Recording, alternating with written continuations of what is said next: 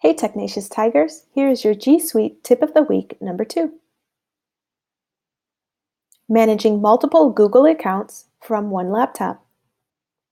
You may have noticed in your Google Drive that you can add accounts by clicking the icon near the top right and selecting Add Account.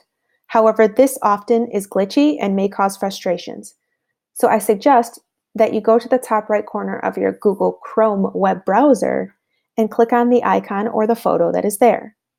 Once you click on it, a menu will open and you can select Manage People. Here you can see I only have one Google account attached to my Chrome web browser, and that is my VVSD Google account.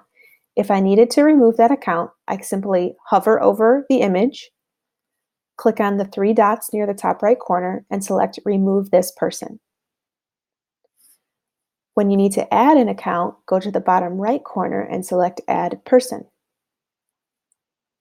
Give this account a name and select an icon, and go back to the bottom right corner and select Add. It will ask you to sign into this account.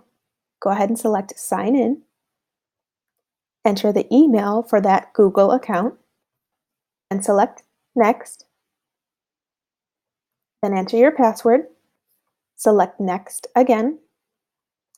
If it asks you to sync, say Yes or OK, and it will begin syncing all of your bookmarks, all of your extensions that you have saved for that account as well. It may ask permissions again for some of the extensions. Go ahead and give permissions.